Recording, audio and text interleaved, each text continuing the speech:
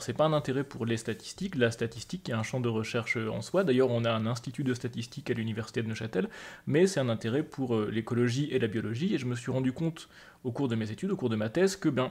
en écologie, en biologie, on accumulait des données, mais que tant qu'on les avait pas analysées, ces données elles voulaient rien dire. Et donc je me suis mis aux statistiques et j'ai compris qu'en utilisant les bons outils statistiques, eh bien, on pouvait comprendre l'histoire qu'il y avait derrière les données qu'on récoltait en écologie. Et c'est comme ça que j'ai croché, et puis ça fait maintenant 10 ans que je me suis spécialisé dans les statistiques pour l'écologie.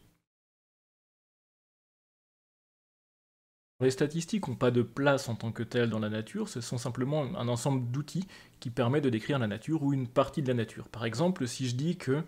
en moyenne un humain mesure tant, eh bien ce que j'ai fait c'est que j'ai utilisé une statistique, la moyenne, pour décrire la nature, qui est ici la taille d'une espèce.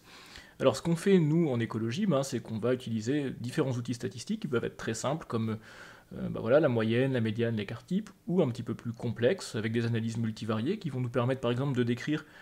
comment différentes espèces cohabitent ensemble, ou on va voir des choses encore plus complexes comme de la modélisation en réseau, etc. Ça part du constat qu'il y a une espèce de désamour entre les biologistes et les statistiques qui tient au fait que pendant notre cursus, on a des cours de statistiques et de mathématiques qui sont dispensés par des statisticiens et des mathématiciens qui sont très bons dans leur domaine, mais qui n'ont pas forcément la sensibilité en biologie et qui ne comprennent pas forcément la façon de penser des biologistes et ce qui les fait vibrer. Il y a une espèce d'incompréhension mutuelle, ce qui fait que pour les biologistes, c'est toujours assez ardu d'accéder aux statistiques. Et moi, ce que j'ai voulu montrer avec ma chaîne YouTube, c'est que finalement, les statistiques, c'est pas si compliqué, et qu'en utilisant les bons outils, qui sont pas forcément des outils